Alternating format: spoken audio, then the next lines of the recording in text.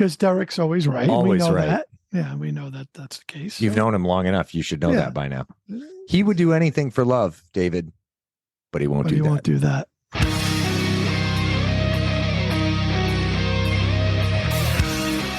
Hey, it's Shit Talk Reviews. Thanks so much for stopping by.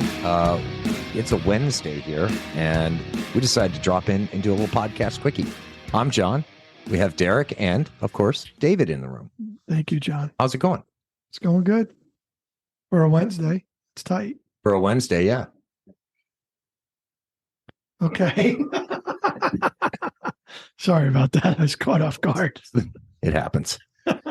Well, we thought it would be appropriate, maybe not appropriate, but it's a big year for one album in particular. And it seemed to us that we would be remiss if we didn't address this particular album and chat about it for a minute. Of course, that album is Pink Floyd's Dark Side of the Moon. 50 years this year. Just insane. Yeah. If you listen to that album, now I'm biased, I'm a big Floyd fan, but you listen to that record and it could have been recorded 6 months ago. There's nothing about that album that feels 50 years old to me. What's amazing about that is that they had put out 7 or 8 albums before this. Yeah. So Pink Floyd, I mean, has been around for a long time. Yeah. Founded in 65. Yeah. And Dark Side came out in 73. So. But it's like, holy shit, this thing came out 8 albums later. It's like, wow, it's amazing. Yeah. Fun Floyd fact. You may have heard some of these, the band names prior to becoming Pink Floyd. Well, we start with Sigma 6. Then they became the Megadeths, the Abdabs, the Screaming Abdabs, Leonard's Lodgers, the Spectrum 5, T-Set, the Pink Floyd Sound, the Pink Floyd, and then finally just Pink Floyd.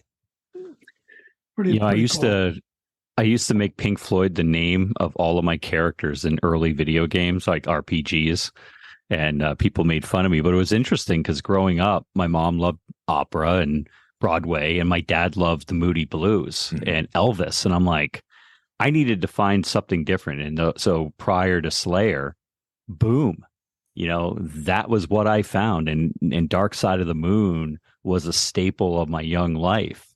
And the ebb and flow, of from song to song, it is an album. It is an experience that is meant to be listened to start to finish. But for a concept album, didn't you think it was different from The Wall and the Final Cut? At least to me it is, because this is a concept album.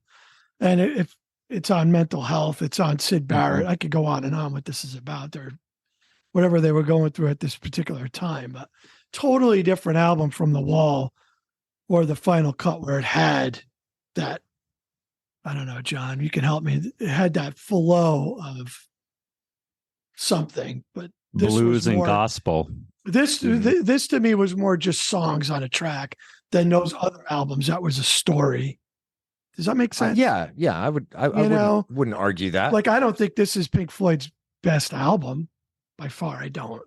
Well, we disagree, but I don't. I just don't. That's fine. The matter of opinion. Again, I would take even if it's wrong.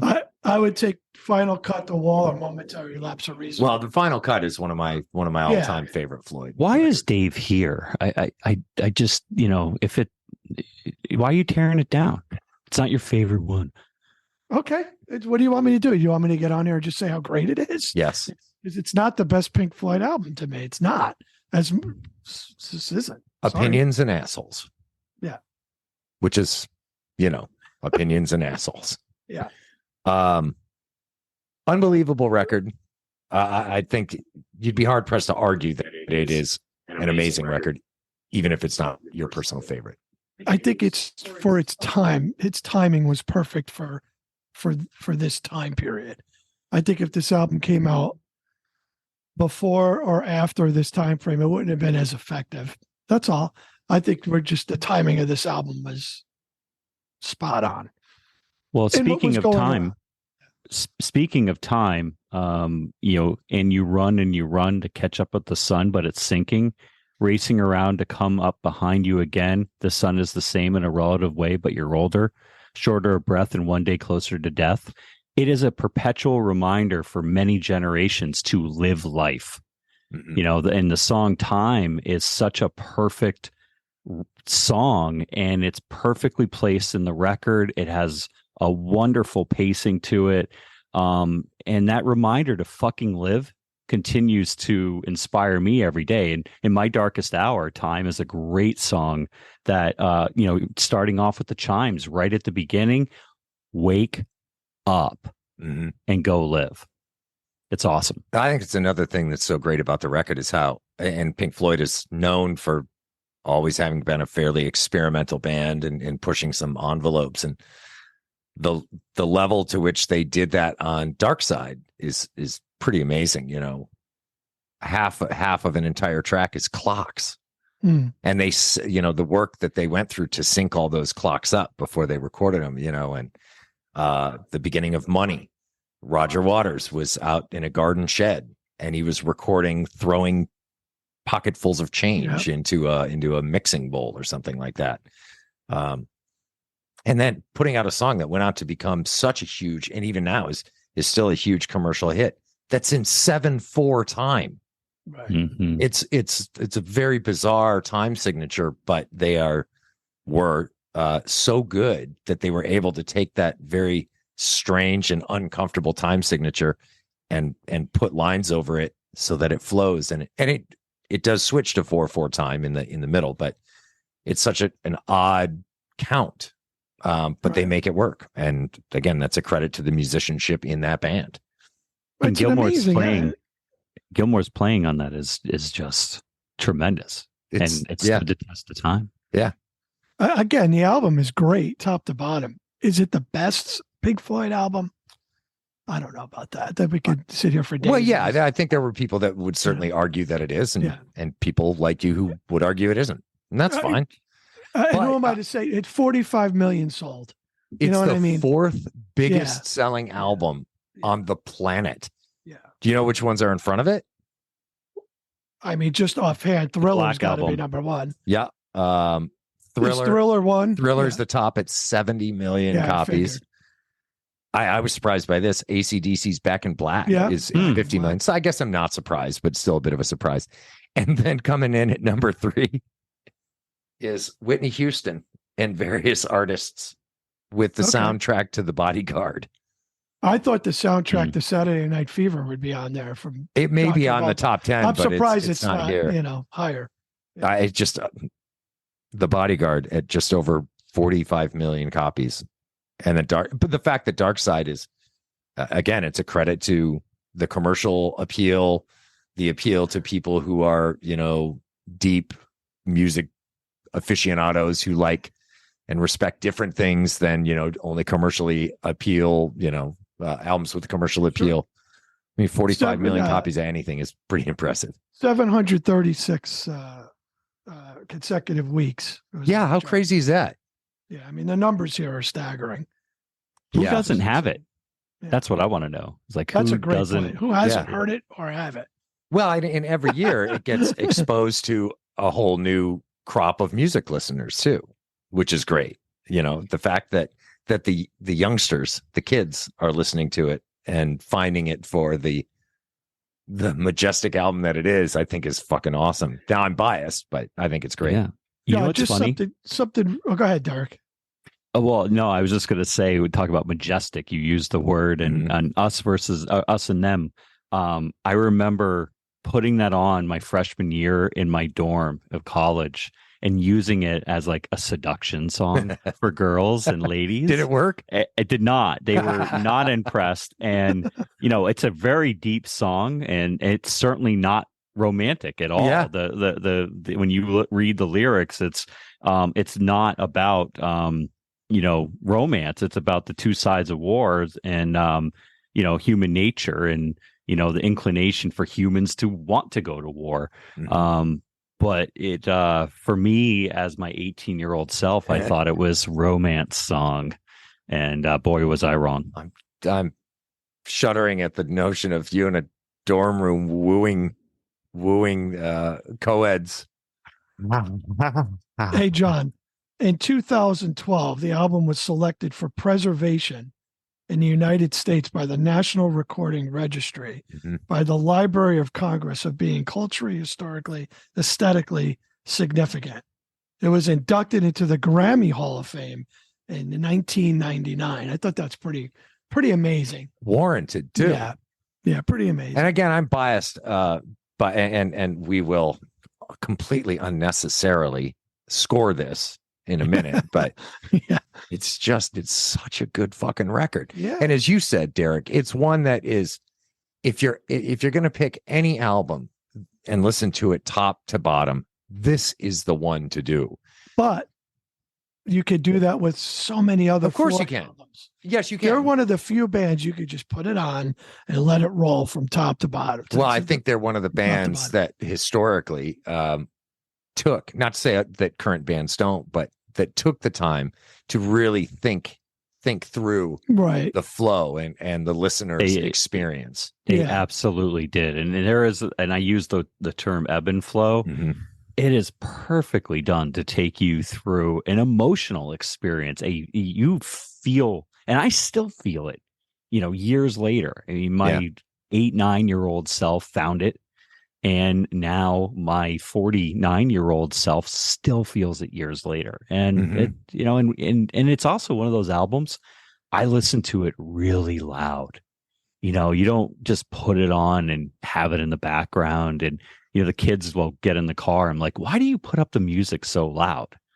You got to feel it. You really have to feel it. You can't just, it's not like Britney Spears and dance music or whatever, like Muzak that you hear in the elevator and just have it in the background. That's sacrilegious for this record to do that. It's an interesting dynamic, because Pink Floyd's like a cult band. You either love them or you hate them. Yet so many people like this album. Like, you could put a song on this and my mother might be able to identify maybe one or two songs from this. And she probably has never heard of Pink Floyd or listened to them in her life, but can hear a song from this album and know who it is, which says a lot. Yeah. Like, how can 40, that's a lot of people and a lot of time on the chart. Somebody's listening to this. What it was like years, 14 years. It's insane on the Billboard charts here. And I don't know what the number was in Europe, but some comparable. Yeah. But for a band like Rush or Cheap Trick, a cult following type band, impressive numbers for a band that not many people like. Yeah. I talking about going back and listening to it front to back and all that, listen to it. This is one where if you've got a set of decent headphones or a good system to listen to it on, it's worth it. It is worth giving up an hour of your life to just really like close your eyes and let this album pour into you, because there is so much happening there. The Great Gig in the Sky, the perfect example of that. Forget it. Lay in bed, put the cans on, and my God. Claire Torrey was the woman who sang on that. Amazing. She improv'd that whole thing. They gave her the gist and then rolled tape, and my God, what she gave us. You get the chills when you hear it. Amazing. Yeah. And they had Alan Parsons was the engineer, the mix engineer for that whole session. Yeah. Couldn't ask for anybody better. And he, to his credit, he shaped a lot of that sound. And thank God. Any color you like? Go ahead. Well, I was going to say, what do you do for favorite tracks on an album like this? Good luck. I mean, I have two that I love. They're all good, Which ones? Oh, I love Time and the Great Gig in the Sky is my two favorite. Yeah. Yeah, the Great Gig is definitely on my list. Yeah. On the Run is probably one of my other tops. And again, you guys know I like the technical side of how this stuff gets made, and that sequenced synth in On the Run. It was I think a 7-note pattern that Gilmour plunked out on a new synthesizer he'd gotten his hands on, and then just started tweaking stuff. So it's the same pattern throughout. It's just sped up, and then he applies oscillators and filters to it. And my God, the end result is fucking I just think the timing of this album is just perfect. The psychedelic, the whole hippie thing going on. I think its timing was just perfect for this album. They recorded it. I know it was broken up over a number of different sessions over the course of a little less than a year, I think. And then they debuted the album live at the Rainbow Theater in 1972. And they called it Dark Side of the Moon, a piece for assorted lunatics. Right. And journalist Michael Whale of the Times described the piece as bringing tears to the eyes. It was so completely understanding and musically questioning. Would you say that everything before this album isn't even close to what from this album on? I mean, it's two different bands, John. I wouldn't say that, because like if you listen to metal, the track Echoes, I think that's 22 minutes. I mean, that's kind of a masterful piece of music in and of itself. I just think Gilmour took this band to a whole nother level. I think things changed the further away that the band got with Gilmour and without Syd Barrett. It's fair. I'll definitely, true. Go that far. Would you prefer Waters as a singer or Gilmour singing? That's tough because they're different singers. Mm-hmm. They both brought very different elements to the recordings. Both amazing singers. I mean, I'll listen to either of them all day long. But I think Waters had, I don't know what the descriptive would be for what he brought versus what Gilmour brings. Maybe Gilmour brings something that is not more commercially approachable, but commercially approachable. Whereas, I'm Gilmour. I mean, I'm just a Gilmour guy. I like him better. As am I. What's interesting is the Division Bell came out when I was in radio in college. Great album. Great album. And I remember the conversation on air. We actually used to have people call in and talk about it. And they're like, this is, there's people that called in and said, this is sacrilegious. How can Gilmour be doing this without Roger Waters? I think in life, like everything, there's an evolution. And Pink Floyd, for as long as they were around, it would stand to reason that they would evolve. Mm-hmm. And with age, you do grow apart from people.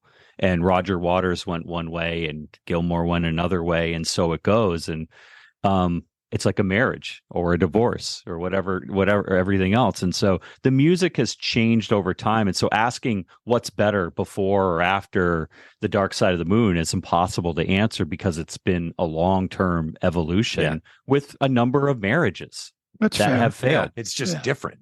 Yeah. It's just different. He says it that way. Yeah. There's just so much about this record. I mean, you could talk about it for days. I could anyway. Dave might not want to. But. Oh no, I can't. I love the album. Just don't think it's one of their best albums. Fair. We heard that already, Dave. You made that point. Like for me, the final cuts is better. That's Yeah. That's an amazing fucking record too. Yeah. We start up a whole separate podcast just about Pink Floyd. Exactly. Be here all day. We might have 4 or 5 listeners with that one instead of just 3. So I have a challenge for you, being a musician and a producer. Oh boy. And on Any Color You Like, David Gilmour used 2 guitars with the Univibe guitar effect to create the harmonizing guitar solo at the second half of the song. For me, that song is like the ultimate jam song. And if you ask any of the hippies in Vermont that I grew up with, that song led to Fish. And some of the jam bands today, and even Goose. Sure. Hey Mark. But the bottom line is that that's an interesting song, and listen to it in that in the way of a jam band as we know it. But I'd love to see you take on that challenge as a producer and a musician. Yeah, a friend of ours had a baby not long ago, and they named her Vera Lynn. And what a sweet little baby. And I toyed around with Vera, not anything that I would ever put out, because how do you disrespect the magical Pink Floyd by altering anything they've ever done? But I will quietly and subtly say, challenge accepted. All right. Perfect. I'd love to hear it. I can't wait to hear it. And we should have it on this podcast the next time we go off the metal spectrum. And we're opening ourselves up to bouts of physical violence from certain people. And just for the record, I would consider myself to be a musician, not so much producer, but musician.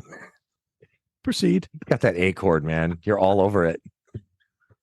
I love that they brought in people from their road crew and staff members from Abbey Road, where they recorded it, and ask them questions that then wind up in the album. And my favorite is the one, and you can just barely hear it, when he says it's a short, sharp shock.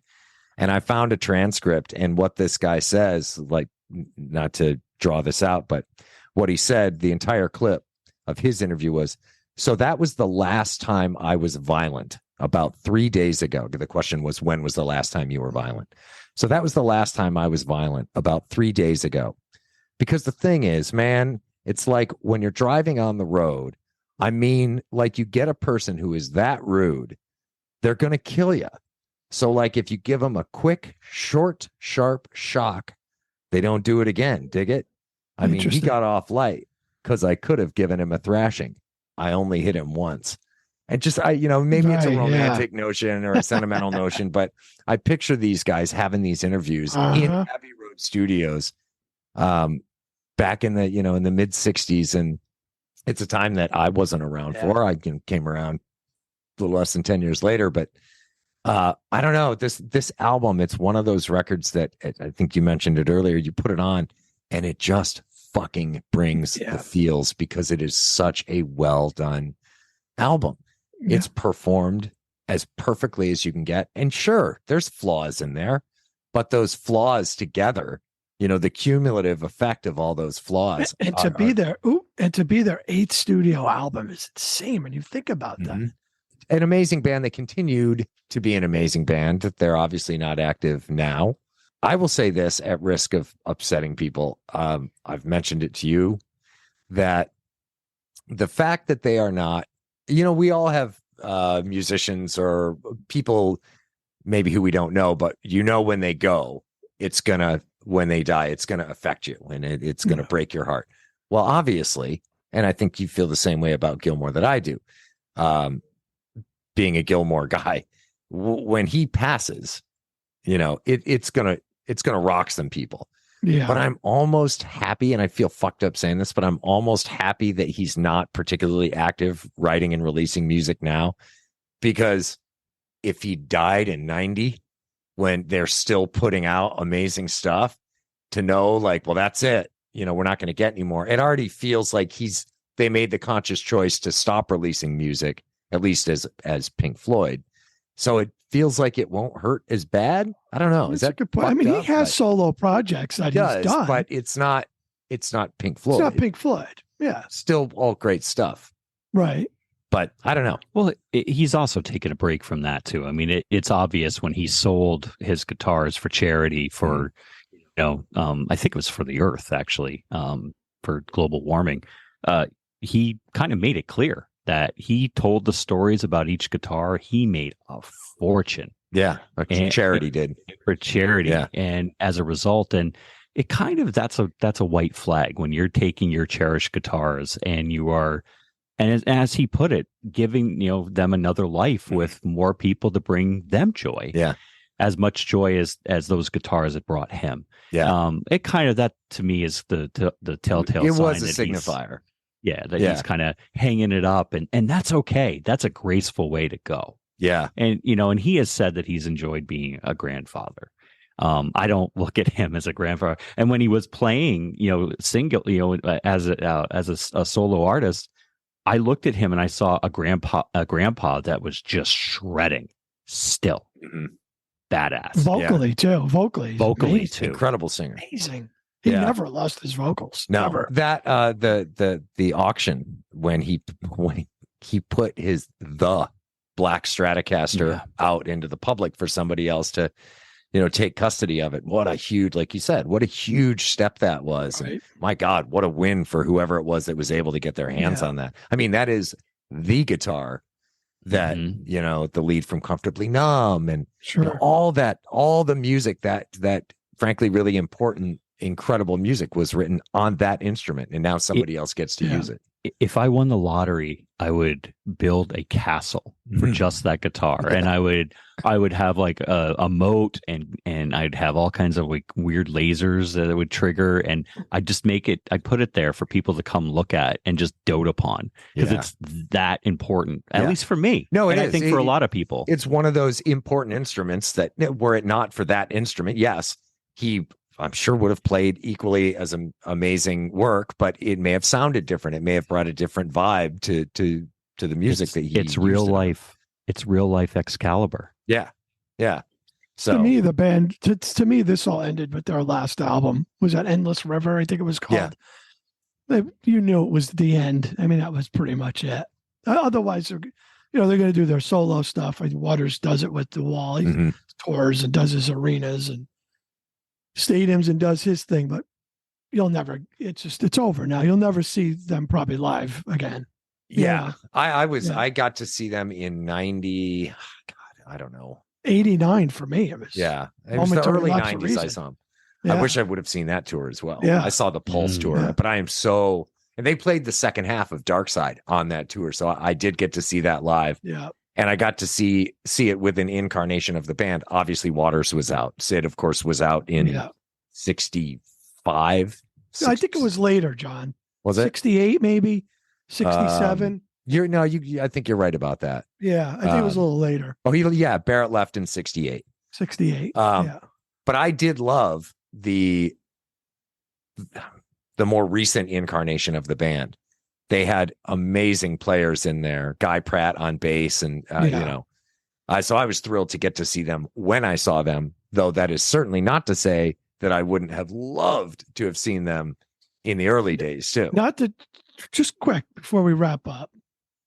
What's a better album, Division Bell, or Momentary Lapse of Reason, or The Final Cut, or this one, Dark Side of the Moon? Between Momentary Lapse and Division Bell, you had to pick one. Between those two, God, Desert Island level. Yeah. Deserted Island.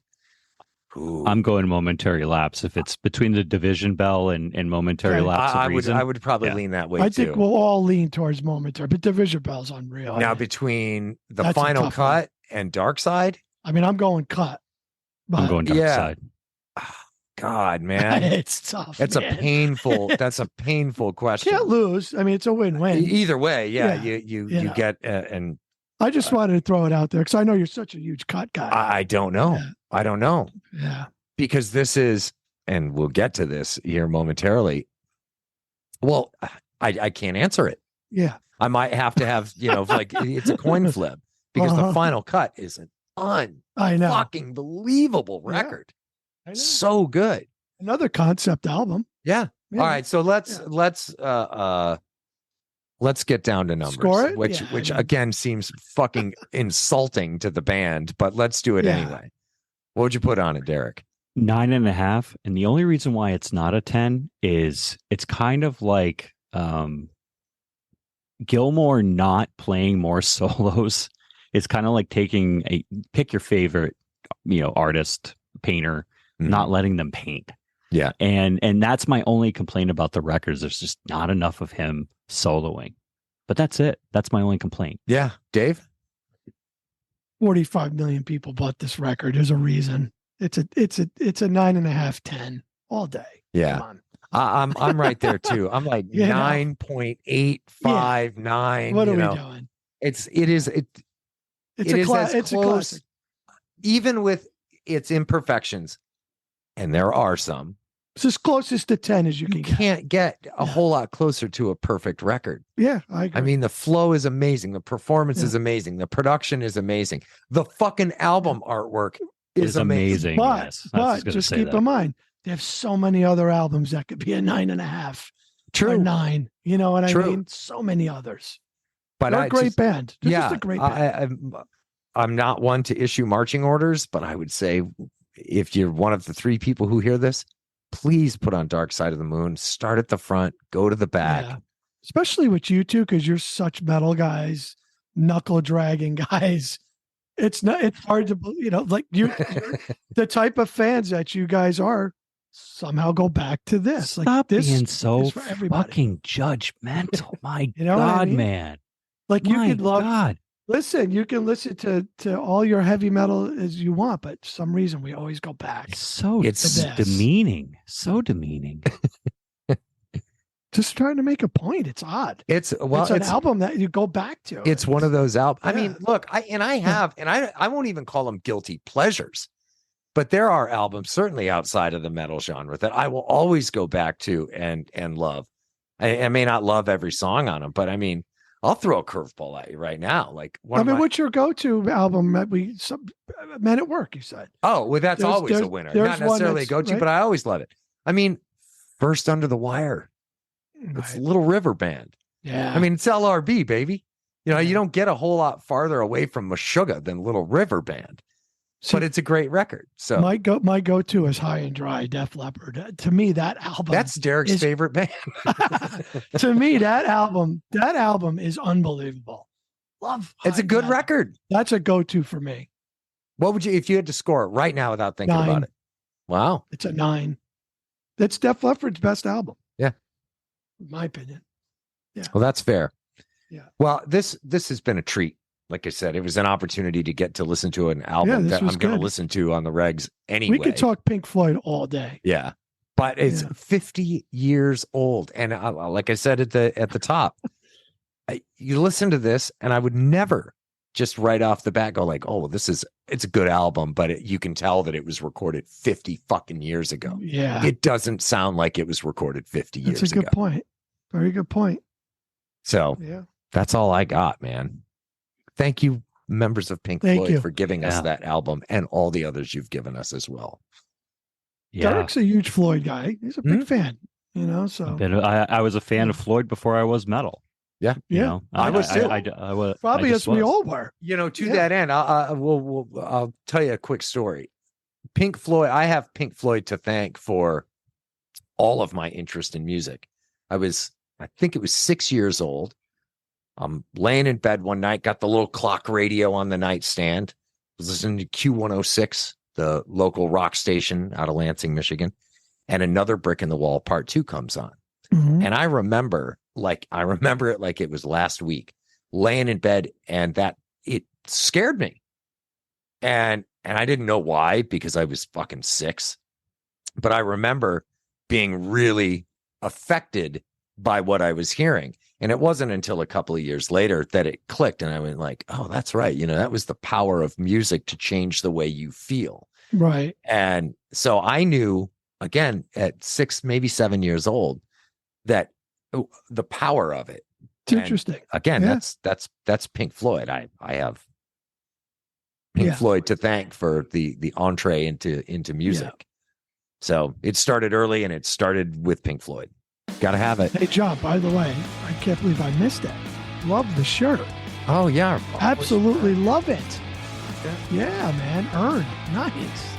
You gotta support the bands we love, right? I love it. I just noticed it. Yeah. Great shirt. Good color for you. Good color. Thank you. Appreciate that. It's good looks. Yeah. And on that front, we actually do have a signed copy of the Earn album coming, and we'll be giving it away. I'd love to keep it, truthfully, but we will be giving that away. And I actually have the same shirt coming, so one day you and I will be Quinky Dinks. And wear the... So stop by the website, and we'll get, as soon as we have that in our hot little hands. We will. I'm not giving anything away until we have it. That's right. They're waiting to print it and then sign it and then send it. So thanks, Joe. That's going to be a great man. gift for a band who's going to be huge. Yeah. Indeed. Well, gentlemen, this has been lovely, and thank you, John. This was good. Nice. And we'll see you the next time. Pleasant. Well, more pleasant than others, I guess. At least we'll take the wins where we can get them. Sure. Minus Dave, beating dead horses all around us. He made his point, then he made it again, then he made it again. That's okay. You know what? It's fine. Again. He's not wrong. At 45 million copies, points are being made again and again and again. And again and again and again. All right, fellas. Good stuff. Thank you, sir. Appreciate it.